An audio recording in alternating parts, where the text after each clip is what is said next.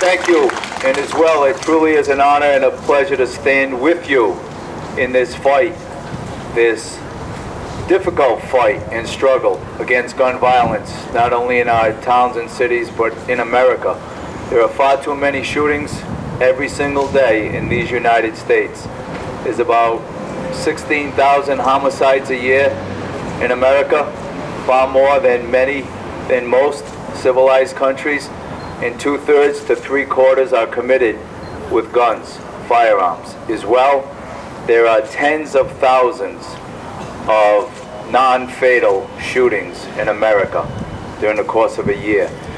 And in my 30 years in law enforcement, and I speak not only as a Providence police officer right now as the chief of the Providence Police, but as well as the president of the Rhode Island Police Chiefs Association, and I thank some of my fellow police chiefs and the executive director of RICAGV, who is here as well.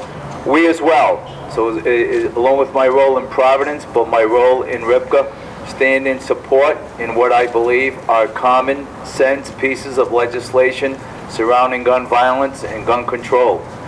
Far too often, people fail to realize and take notice of how difficult the job of a police officer is.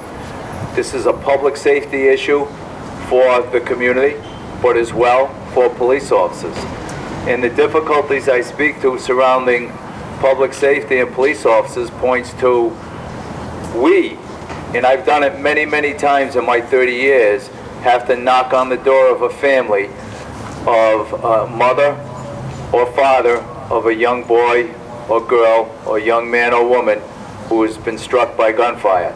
So I stand with the families, and our hearts bleed every day for them, because you don't realize the impact in the community. Of course, a bullet has taken a life, but as well, it has altered many families, and the impact it has on those families, their extended families, and the extended community. These are things that we struggle with and are challenged with day in and day out, and we strategize around both proactively and on the preventative side, and a piece of that strategy is supporting pieces of legislation.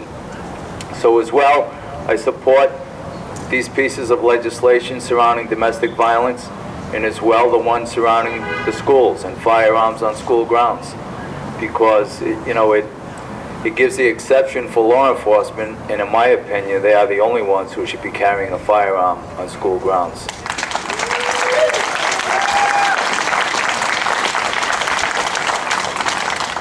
So it's a pleasure to stand with you in your battle against gun violence, and as the commissioner spoke to, we'll continue to be here in this fight against gun violence. Thank you.